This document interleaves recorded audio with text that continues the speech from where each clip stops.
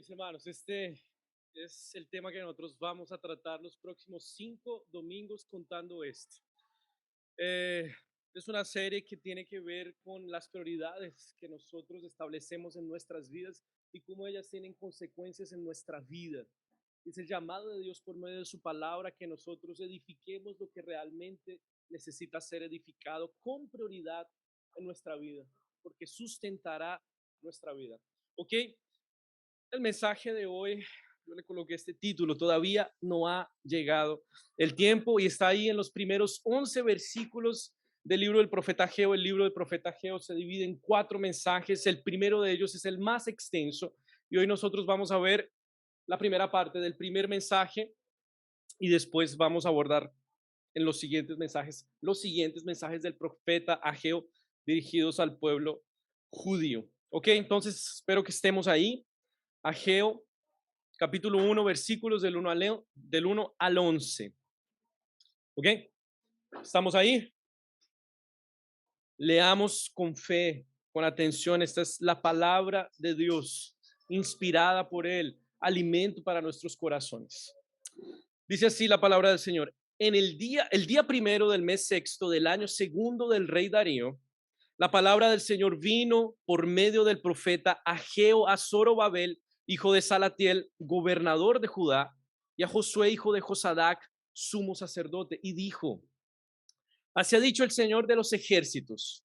Este pueblo dice: todavía no es tiempo de que la casa del Señor sea reedificada. Entonces la palabra del Señor vino por medio del profeta Ageo y dijo: ¿acaso sí es tiempo de que ustedes habiten en sus casas artesonadas y de que esta casa esté desierta? Pues así ha dicho el Señor de los ejércitos: piensen bien lo que hacen. Sobre esta tierra, sobre los montes y el trigo, sobre el vino y el aceite, sobre los hombres y animales, sobre todos los productos de la tierra y sobre todo trabajo manual. Ustedes siembran mucho y recogen poco. Comen y no se sacian. Beben y no quedan satisfechos. Se visten y no entran en calor. Y los que trabajan por un jornal lo reciben en saco roto. Así ha dicho el Señor de los ejércitos: piensen en lo que hacen. Vayan al monte y traigan madera y reconstruyan mi casa. Yo pondré en ella mi beneplácito y seré glorificado. Yo, el Señor, lo he dicho. Ustedes buscan mucho y encuentran poco. Lo que ustedes guardan en su casa, yo de un soplo lo disipo. ¿Y por qué? Porque mi casa está desierta, mientras cada uno de ustedes corre a su propia casa. Palabra del Señor de los ejércitos. Por culpa de ustedes, los cielos han retenido la lluvia y la tierra se niega a dar sus frutos. Yo hice venir la sequía. Falta un pedacito que no coloqué ahí. O, ya. Sí, o continúa el versículo 11. Creo que no lo puse aquí. ¿Puedes terminar de leer, por favor, el versículo 11?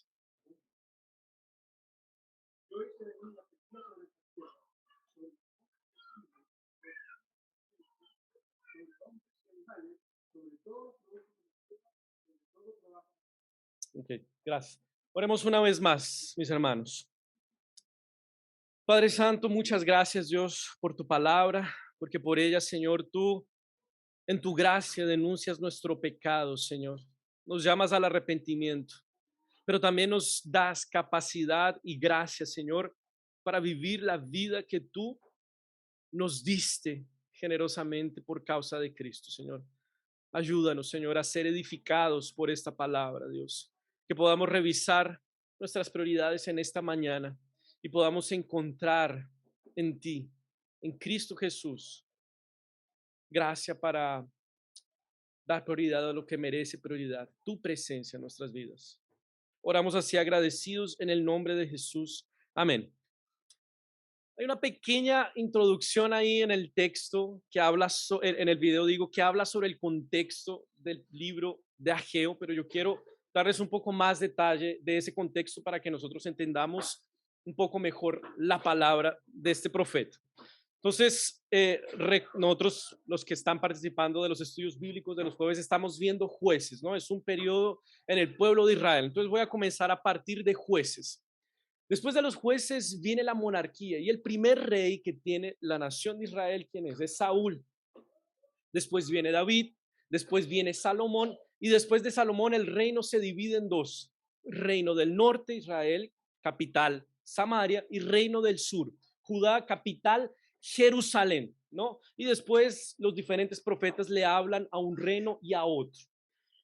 El reino del norte, él rápidamente perdió la identidad de pueblo de Dios. Ellos se mezclaron con los vecinos, de hecho no se quedaron con el templo, fue el reino del sur quien se quedó con el templo y ellos simplemente se convirtieron en una nación como cualquier otra. 10 tribus de Israel fueron para el norte y 2 se quedaron en el reino del sur.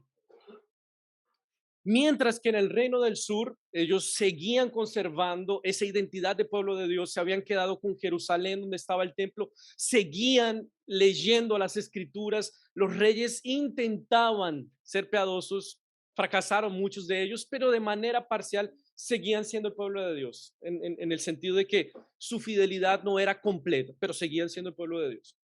El caso es que en ese escenario surge un imperio, el imperio babilonio, y él llega y arremete contra el reino del norte primero, entra, arrasa y lleva cautivo a todo el pueblo o a los mejores a sus territorios en Babilonia, y más tarde sucedería lo mismo con el reino del sur. Babilonia entra, arrasa y lleva cautivo a muchos a sus territorios. Por ejemplo, Daniel y sus amigos. Ellos relatan cómo ellos fueron llevados al cautiverio babilónico, ¿verdad? Y ellos permanecen allí, ¿cuántos años? 70 años en cautiverio babilónico hasta que se levanta otro imperio, el imperio persa, todavía más poderoso que el imperio babilonio. Solo que los persas procedían de otra manera. Ellos creían que era bueno tener en libertad y contentos a sus vasallos, a sus conquistados. Entonces, el imperio persa permite que esos en cautividad regresen a sus territorios y los reconstruyan, habiten sus tierras a cambio de impuestos y fuerza para expandir sus territorios. Y ahí entonces regresan los judíos o parte de ellos a Jerusalén. Y la primera onda de judíos que vuelven a Jerusalén está compuesta mayormente por sacerdotes y levitas que la única cosa que tienen en mente es: hay que reconstruir el templo. Vamos a levantar el templo porque eso es símbolo de la presencia del Señor. Y fíjense que Ciro, el emperador persa, él no apenas permite esto, bueno, vayan a sus territorios, él es usado por Dios para animar al pueblo y les dice: vayan, reconstruyan el templo del Señor porque así ha dicho el Señor. Y quieren oro, quieren madera, quieren plata, quieren recursos, aquí están, pero vayan y hagan lo que tienen que hacer. Eso está en Esdras, todo lo que yo les conté está en Esdras, que es contemporáneo a Ageo, y toda esta vuelta de los judíos a Jerusalén. Fíjense en lo que dice Ciro. Así dice Ciro, rey de los persas: el Señor, el Dios de los cielos, me ha dado todos los reinos de la tierra y me ha ordenado reconstruir el templo de Jerusalén que está en Judá. Si hay entre ustedes alguien que sea de su pueblo, que su Dios lo acompañe y vuelva a Jerusalén, que está en Judá, para reconstruir el templo del Señor, Dios de Israel, pues solo Él es Dios. Estas son palabras de un rey pagano. Mira la conciencia. Todos los que se queden, sea cual sea el lugar donde residan, ayuden a los que se van y denles oro, plata, ganado y cualquier otro apoyo que puedan darles, además de las ofrendas voluntarias para el templo del Señor que está en Jerusalén. O sea, esta primera onda de judíos sale munida o abastecida de recursos para reconstruir el templo. Entonces, ellos salen de esta manera, vienen, llegan entusiasmados allá, comienzan a construir y les alcanza apenas para los fundamentos, porque comienza la oposición. Y los primeros opositores del pueblo judío en la reconstrucción del templo fueron los samaritanos, que en un principio se mostraron amigables y les dijeron: bueno, nosotros les ayudamos a construir, hagamos una alianza, unamos esfuerzos. Y el pueblo judío: no, con ustedes nada, ustedes son un pueblo pagano y no queremos comprometer el culto al Señor con su paganismo, no queremos sincretismo religioso aquí. O sea, esa unión, esa fusión de creencias y fes. Y entonces los samaritanos, que en un principio eran amigables, se volvieron férreos opositores de los judíos que estaban allí. Y todo esto hizo que los judíos desanimaran, tuvieran miedo y pararon la obra. La dejaron a media marcha y la pararon por más de 15 años. 15 años adorando entre las ruinas. 15 años acostumbrados a ofrecer culto al Señor en medio de escombros. Piensen en lo siguiente: si nosotros comenzamos a construir nuestro templo, allá, si Dios permite, en Callarica, y comenzamos a construir y el dinero no nos dio para más y dejamos ahí unas basecitas y un techito, pero está todo a la intemperie, mal hecho, y van pasando los años y los años y nosotros seguimos reuniéndonos ahí. Y las personas ven y dicen: oye, ¿qué clase de personas, qué clase de compromiso tiene esa gente que no es capaz de terminar su templo, el lugar donde dicen adorar a Dios, donde dicen escuchar la palabra de Dios? Entonces, ese testimonio habla no apenas de un retraso en el plan, habla de una negligencia para con la vida espiritual del pueblo de Dios. Es grave lo que estaba sucediendo aquí. Un ejemplo más real ahora que estamos viviendo, que podríamos relacionar. Nosotros por 2 años tuvimos la bendición de poder reunirnos virtualmente. El Señor proveyó esos recursos virtualmente. Y ahora que podemos reunirnos presencialmente, hay muchos que siguen adorando a Dios virtualmente.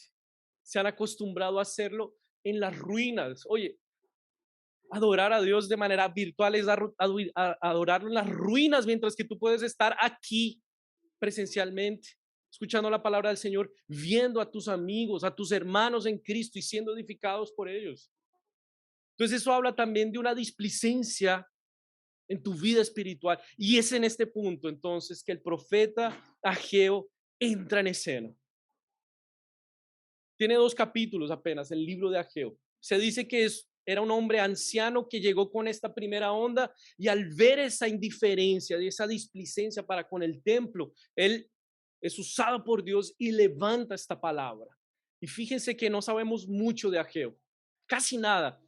Un librito pequeñito, el segundo más pequeño de la Biblia, pero probablemente Ageo es el profeta más atendido en todo el Antiguo Testamento, porque el pueblo escucha la palabra, se levanta y reconstruye el templo. Leemos las historias de Isaías, Jeremías, Ezequiel, son profetas extensos que conocemos bastante. Oye, a esta gente no le hacían caso casi nadie. Y Ageo, un chiquitito, desconocido, minúsculo, es uno de los profetas más atendidos en la escritura. Entonces, no subestimemos lo que hoy un profeta desconocido, minúsculo, casi insignificante puede hacer en nuestras vidas hoy. El Señor va a hablar a nuestras vidas. ¿Ok? Entonces, hoy vamos a ver parte del primer mensaje y en este Ageo va a denunciar el pecado del pueblo, muestra cuáles han sido las consecuencias de su indiferencia, de su negligencia y los convoca a levantar el templo. ¿Ok? Eso es lo que vamos a ver en este primer mensaje. Y ese es nuestro tema. Cuando invertimos las prioridades, mi vida primero, después Dios, hay consecuencias. Pero el Señor nos da su gracia para edificar lo que realmente es prioritario. Cuando invertimos las prioridades, mi vida primero, después Dios, hay consecuencias, pero el Señor nos da su gracia para edificar lo que realmente es prioritario. Entonces, lo primero a lo que les quiero llamar la atención es que Dios, el Señor, denuncia el pecado del pueblo por medio del profeta Ageo. Y ahí, en los primeros 4 versículos, él hace esta denuncia, ¿no? Dice así: el día primero del mes sexto del año segundo del rey Darío, la palabra del Señor vino por medio del profeta Ageo a Zorobabel, hijo de Salatiel, gobernador de Judá, y a Josué, hijo de Josadac, sumo sacerdote, y dijo: así ha dicho el Señor de los ejércitos. Este pueblo dice: todavía no es tiempo de que la casa del Señor sea reedificada. Entonces la palabra del Señor vino por medio del profeta Ageo y dijo: ¿acaso sí es tiempo de que ustedes habiten en sus casas artesonadas y de que esta casa esté desierta? Fíjense cómo comienza el Señor dirigiéndose a su pueblo. Yo creo que el Señor está eh, dispensando el mismo tratamiento que su pueblo está dispensando sobre él. Este pueblo, no dice mi pueblo. Yo creo que esa palabra es dura. El Señor se está refiriendo a nosotros como este pueblo. Sin embargo, hay gracia. El Señor les está hablando a este pueblo por medio del profeta para llamarlos a la obediencia. Y la denuncia puede ser resumida de la siguiente manera. Ustedes invirtieron las prioridades. Era prioritario reedificar el templo. Para eso salieron de Babilonia, pero no lo hicieron. En su lugar, ustedes se construyeron sus propias casas primero y artesonadas, lujosas, mientras que la casa del Señor está en ruinas. Y la manera en que ellos dicen esto es, todavía no ha llegado el tiempo. Y aquí es lo más peligroso y sutil, porque nosotros no le decimos a Dios, oye, no voy a volver a la iglesia, no voy a contribuir, no me voy a comprometer. Nosotros muchas veces decimos, todavía no ha llegado el tiempo. Pretendemos hacerlo, pero allá adelante, cuando tengamos tiempo, cuando tengamos dinero, cuando tengamos disposición, cuando los niños ya no sean tan niños y puedan entender, pero después se convierten en adolescentes y están tan ocupados con sus amigos y entretención y con vivir la vida que no, cuando seamos más maduros y cuando están maduros están en la universidad y están llenos de trabajo. Y dicen, no, cuando salga de la universidad y pueda tener estabilidad, ahí sí yo me puedo comprometer, ahora estoy muy ocupado. Y llegas al trabajo y en el trabajo te clavan un montón de responsabilidades y tampoco. Después vienen los hijos y más difícil todavía. Y después estás viejo y dices, ya estoy viejo, mejor que los jóvenes lo hagan. Y siempre hay un tiempo más adelante que será ideal para reedificar lo que necesita ser proyectado en tu vida. Toda etapa de la vida vamos a tener excusas para decir, todavía no ha llegado el tiempo. Y fíjense que estos judíos no están siendo negligentes con el templo por falta de recursos.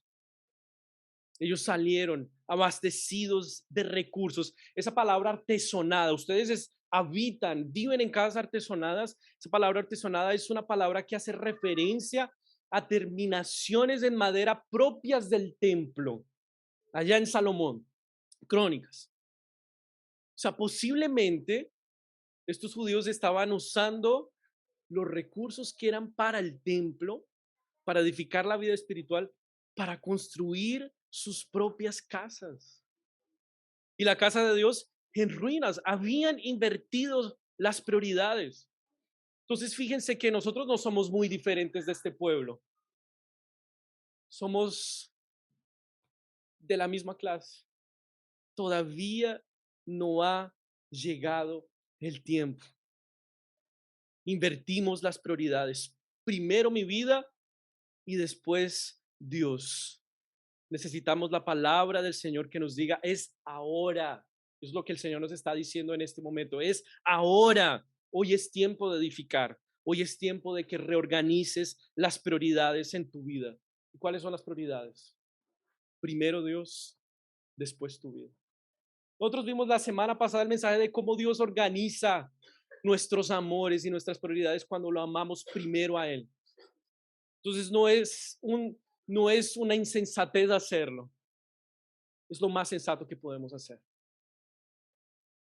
Y yo quiero que pensemos por lo menos en 4 áreas de compromiso que reflejan nuestras prioridades. Y tienen que ver con la iglesia. Porque estos judíos están llamados a reconstruir el templo.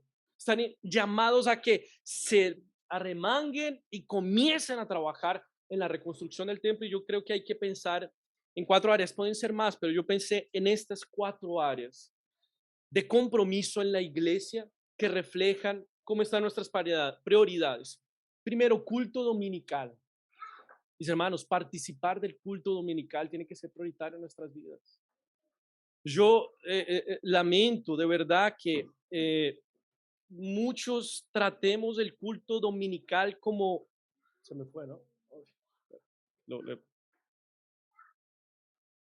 Tratemos el culto dominical como un compromiso renunciable. está en la agenda, pero si me aparece algo más, es el domingo. Todos los domingos nos reunimos, entonces puedo ir siempre el siguiente. Lo tratas como un compromiso renunciable. Vienes un tiempo, después no vienes, vienes un domingo, otro domingo no vienes y no hay un compromiso irrenunciable con el culto al Señor, con el momento donde tú vas a ser edificado por la palabra, donde vas a estar en comunión con tus hermanos, donde el Señor va a comunicar gracia a tu corazón, fortalecimiento para tu vida cristiana. El culto al Señor no es un compromiso renunciable, es irrenunciable. No estoy diciendo aquí que necesitan venir, truene, llueve, relampaguee todo domingo. Hay situaciones que salen a nuestro control, motivos de fuerza mayor, enfermedad, vacaciones, todo esto. Pero tú tienes esto como un compromiso renunciable. Lo contrario sería, bueno, un compromiso renunciable. Entonces no es que tengas que venir aquí domingo sagradamente, pero cuidado si tu tónica o la disposición tuya para con el culto dominical es opcional, renunciable. Las contribuciones es otra área de compromiso que nosotros necesitamos evaluar en nuestra vida espiritual.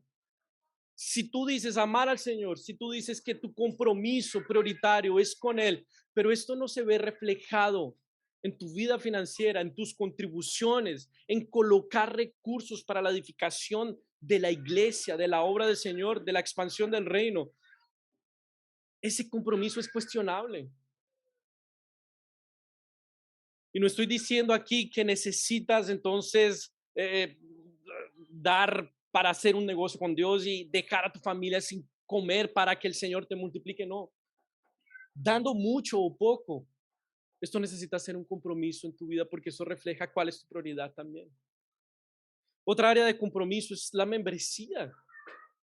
Nosotros con la membresía finalmente decimos de manera concreta y real que pertenecemos a la iglesia de Cristo, que hacemos parte de un cuerpo, que estoy bajo la disciplina de un consistorio, que los hermanos me pertenecen y yo le pertenezco a ellos y tengo responsabilidades y compromisos con ellos. Entonces lo hago, pero si la tónica tal vez es, no, yo no lo encuentro necesario, no me importa, quiero estar desconectado, estás invirtiendo las prioridades también.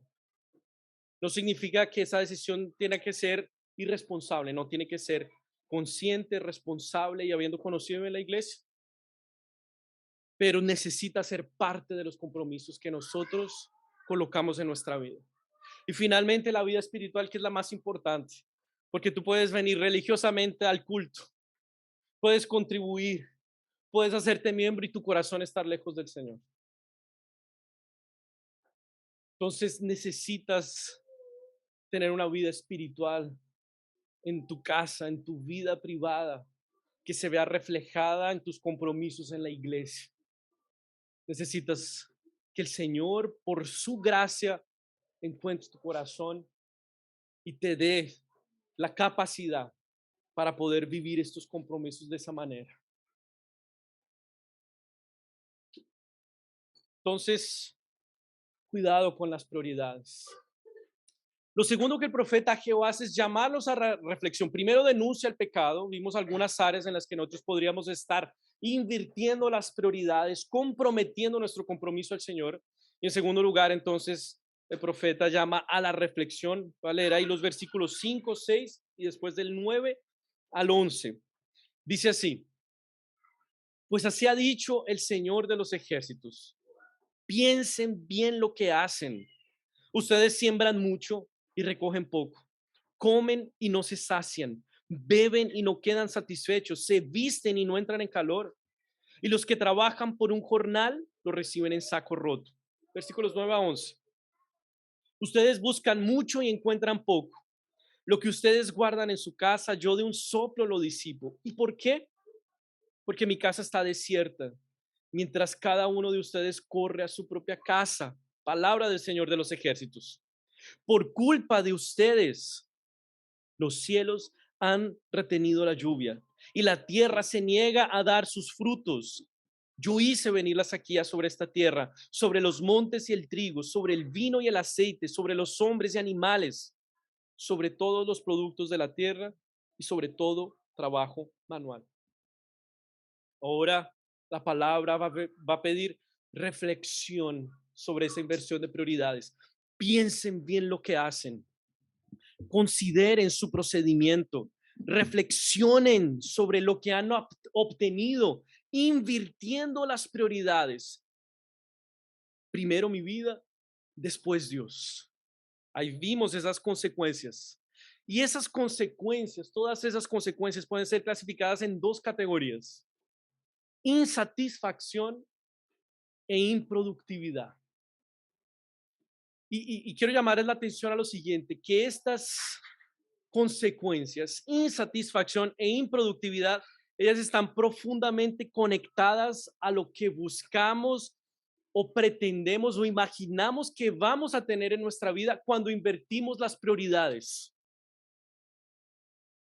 Cuando nosotros vivimos primero mi vida, después Dios, lo que estamos buscando es más satisfacción y más productividad.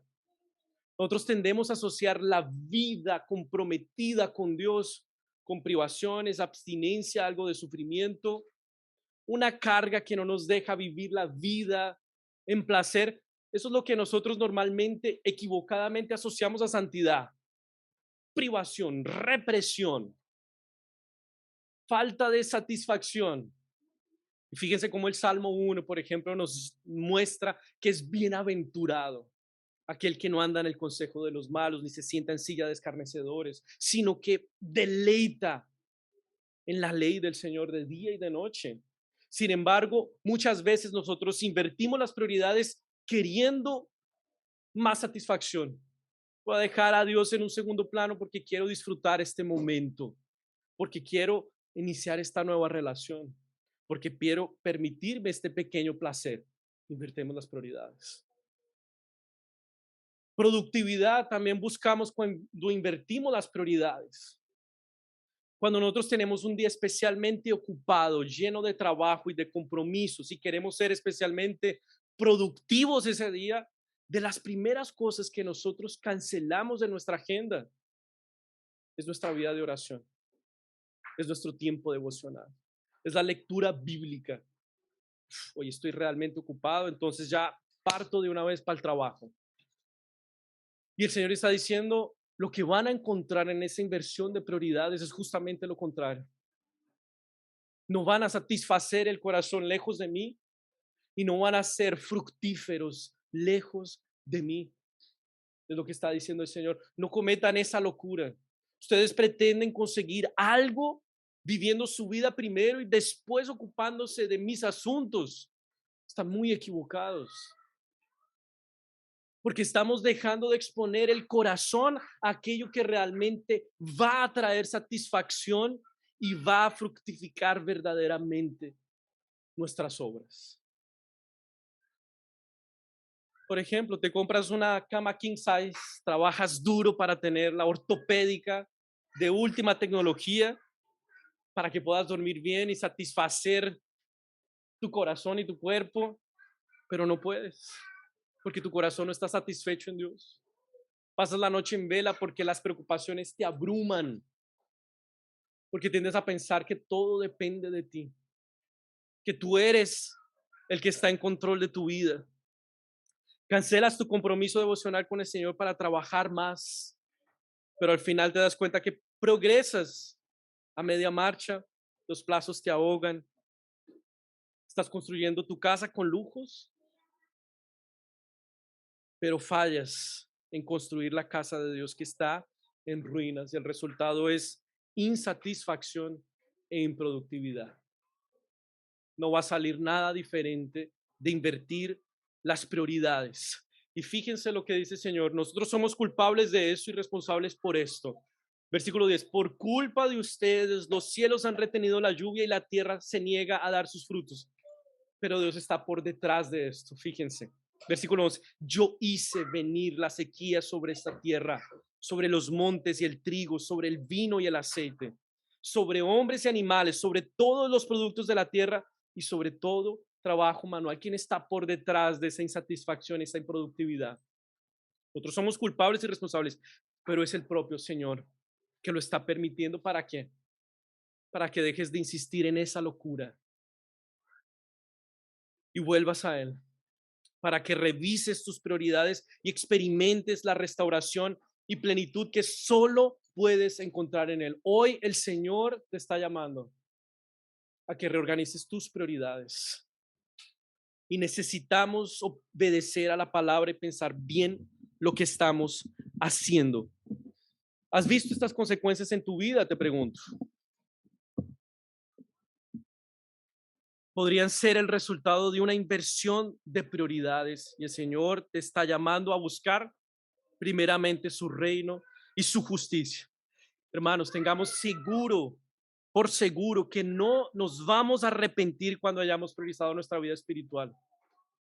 No nos vamos a arrepentir de haber hecho sacrificios en el propósito de priorizar nuestra vida espiritual. No nos vamos a arrepentir de haber contribuido más dando prioridad al reino de Dios. No nos vamos a arrepentir de levantarnos más temprano para buscar al Señor, pero sí nos vamos a arrepentir más adelante y amargamente de no haber sido diligentes en nuestra vida espiritual. Para eso sí va a haber profundo y amargo arrepentimiento. Y alguien podría refutar: yo no creo en Dios, no es prioridad para mi vida, no necesito su presencia para tener una vida satisfecha y fructífera porque yo ya la tengo. Y ahí me gusta pensar en la siguiente ilustración para ellos que piensan que no necesitan del Señor para tener una vida así. Y es la ilustración de un ventilador que él solo funciona conectado a la energía. Y ese ventilador se quiere desconectar de esa fuente de energía porque quiere vivir su vida, se desconecta, pero el ventilador se detiene de inmediato. No, él sigue avanzando. Eso se llama energía residual. Así es como viven las personas sin Dios, con energía residual. Es parte de su gracia común. Él sigue proveyendo para ellos. Ellos siguen teniendo alegrías, algunas satisfacciones, alguna productividad, pero lo que importa es la satisfacción y la productividad eterna y por la eternidad en su presencia. Están destinados a parar, a condenación. Entonces, hay que considerar también en tu vida esto, si es que no conoces al Señor. Y finalmente, ese es el punto 3, no el punto 2. El profeta llama a la edificación, versículos 7 y 8. Así ha dicho el Señor de los ejércitos: piensen en lo que hacen, vayan al monte y traigan madera y reconstruyan mi casa. Yo pondré en ella mi beneplácito y seré glorificado. Yo, el Señor, lo he hecho. Entonces ya vimos cuál es el pecado que el profeta denuncia en el pueblo. Ustedes invirtieron las prioridades. Ya vimos cuáles son las consecuencias de hacer esa inversión de prioridades: improductividad e insatisfacción. Es una locura continuar en esa dinámica. ¿Cómo respondemos a ese mensaje? Porque necesitamos hacer algo. Y por ahí rápidamente nosotros podríamos pensar en dos actitudes delante de este mensaje. Resolución. Necesito tomar decisiones en mi vida espiritual. Necesito esforzarme más. Tengo que ponerle más empeño. Tengo que dedicarme más. Tengo que trabajar más duro para que el Señor sea el primero en nuestras vidas. Pero con este enfoque, este abordaje, esta manera de tratar la profecía, la exhortación del Señor, lo más probable es que nosotros volvamos a la misma inversión de prioridades. Si nuestra motivación está en lo que nosotros podemos hacer y no en lo que el Señor puede hacer por nosotros, vamos a fallar una vez más. Resolución no es la mejor manera de abordar esta exhortación, pero puede ser otra tu manera de abordar la exhortación, la palabra profética. Quiero evitar la improductividad y la insatisfacción en mi vida. Así que me voy a poner firme con el Señor. Voy a buscarlo porque yo necesito ser productivo en mi trabajo, en mi iglesia, en el ministerio, la plantación tiene que crecer y entonces yo tengo que buscar al Señor para ser productivo. Pero lo que finalmente estamos buscando con ese enfoque es algo más que al propio Dios. Estás usando a Dios como un medio para llegar a otro fin. Y finalmente esas motivaciones, sea tanto resolución como miedo, evitar esas consecuencias, ellas no dan poder al corazón. Ellas no cambian nuestros corazones, porque con el tiempo nos vamos a defender, nos vamos a decir a sí mismos, no, no hay que ser tan radicales, hay que ser un poco relajados. Pues total, si soy productivo sin el Señor, lo oré hoy, me fue bien hoy, y vamos postergando esa priorización.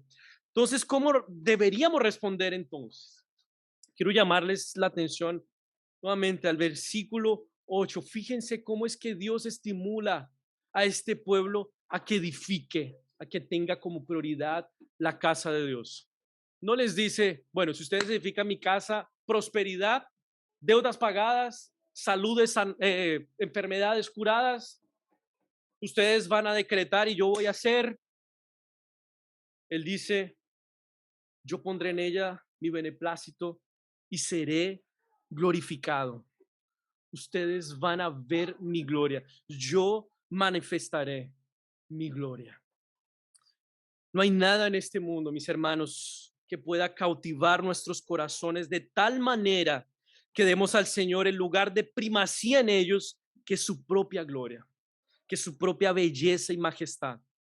Para priorizar la presencia de Dios necesitamos encontrarnos con ella de tal manera que podamos decir, no quiero otra cosa en mi vida, no deseo nada más que a ti, Señor. Vale el sacrificio, vale levantarse temprano el domingo en medio de -2, -3 grados. Vale la pena sacar de la pizza, del Netflix, de la salida para contribuir a la obra del Señor. Vale la pena dejar a un lado tanta cosa que no me permite servir con mis dones o comprometerme fielmente con la iglesia, porque en ti, Señor, lo tengo todo. Y en la iglesia, comprometido con ella, yo puedo ser expuesto de una manera chiquitita a tu presencia y esta presencia tuya para mí es suficiente. Podrá haber improductividad, pero nuestra alegría está en el Señor. Y fue lo que dijo Habacuc, aunque todavía no florece la higuera, ni hay uvas en los viñedos, ni hay tampoco aceitunas en los olivos, ni los campos han rendido sus cosechas, aunque no hay ovejas en los rediles, ni vacas en los corrales, yo me alegro por ti, Señor. Me regocijo en ti, Dios de mi salvación. Tú, Señor, eres mi Dios y fortaleza. Podrá haber desánimo, pero el Señor es la roca de nuestro corazón. Fue lo que dijo Asaf en el Salmo 73. Aunque mi cuerpo y mi corazón desfallecen, tú, Dios mío, eres la roca de mi corazón. Eres la herencia eres la herencia que para siempre me ha tocado. Podremos estar presionados por toda clase de deseos, propagandas que nos sugieren que seremos infelices hasta que no tengamos tal cosa. Pero sabemos qué es lo que realmente satisfará nuestros corazones. Fue lo que dijo David en el Salmo 27. Lo único que le pido al Señor, lo que más anhelo, es vivir en la casa del Señor todos los días de mi vida, deleitándome en la perfección del Señor y meditando dentro de su templo. Mis hermanos, no va a ser resolución y no va a ser miedo lo que te va a colocar delante del Señor, priorizando su presencia. Va a ser su propia gloria. Solo su presencia puede satisfacer nuestros corazones. ¿Por qué? Porque fuimos creados para Él. Él es nuestro hacedor. Él es lo que nuestra alma necesita. No hay descanso fuera de Él. Este templo necesitaba ser reconstruido porque tenía una función especial en la historia de la redención. Ageo va a decir más adelante que la gloria de esta casa, ese templo, iba a ser superada por una gloria superior, una casa superior. Este templo siendo reconstruido apuntaría al verdadero templo. donde se manifestaría la presencia de Dios de manera plena y definitiva, donde estaría la mismísima plenitud de Dios. ¿De qué templo estamos hablando? ¿De quién estamos hablando? De Cristo. El templo estaba apuntando para Él. Como leímos en Colosenses, Él es la plenitud de la divinidad. El Señor lo designó a Él para reconciliar en Él a Dios santo y hombres pecadores. Es en Él que tenemos paz, gozo, plenitud, satisfacción, frutos por la eternidad. Es en el Evangelio donde vemos el amor generoso de Dios por los suyos, entregándose a sí mismo por nuestros pecados para darnos paz con Él y tener verdadera salvación. Entonces, si te preguntas, ¿cómo expongo mi corazón a la gloria de Dios, a la presencia de Dios, de tal manera que yo reciba aliento para priorizar mi vida con Dios? Fija tus ojos en Jesús. Encharca tu corazón con el Evangelio. Empapa tu vida con lo que Cristo hizo por ti, porque ahí en su obra tú estás siendo representado por amor a ti. Él murió la muerte que tú merecías morir, que yo merecía morir, y vivió la vida de perfecta obediencia que tú deberías haber vivido y eres incapaz de vivir. Soy incapaz de vivir. Lo hizo para que tú no tuvieras que sufrir condenación, para que tu alma no fuera arrojada por la eternidad a insatisfacción e infructuosidad, sino para que por la eternidad tú tengas tu corazón satisfecho y tus frutos permanezcan por la eternidad. No hay otra manera de que el Señor sea prioridad en tu vida si no es fijando tus ojos en Jesús, creyendo en lo que Él hizo por ti, descansando en lo que Él hizo por ti. Fijar los ojos en Jesús y dar prioridad al Señor más que hacer algo nosotros, más que tratarse de un esfuerzo de nuestra parte. Se trata de descansar en lo que ya fue hecho a nuestro favor de manera perfecta en Cristo Jesús. ¿Qué es lo que nuestro corazón necesita entonces para amar a Dios de manera prioritaria? Resolución, ya vimos que eso no alcanza. Miedo, evitar la improductividad, eso no sirve. Necesitamos gracia, necesitamos el Evangelio, necesitamos ver a Cristo. Necesitamos responder con fe y arrepentimiento a esta obra maravillosa en nuestras vidas. Encuentra gracia en su amor, encuentra gracia en su belleza, encuentra gracia y poder en Él para reorganizar las prioridades en tu vida. Porque ellas son primero Dios, después mi vida. Necesitamos gracia para amar a Dios de manera prioritaria y ella nos fue dada abundantemente en Cristo. Expon tu corazón constantemente a Él. Encharca tu corazón con el Evangelio y encuentra en su gracia, en su amor y en su belleza el poder para reorganizar las prioridades en tu vida. Dile al Señor, primero tú, después mi vida.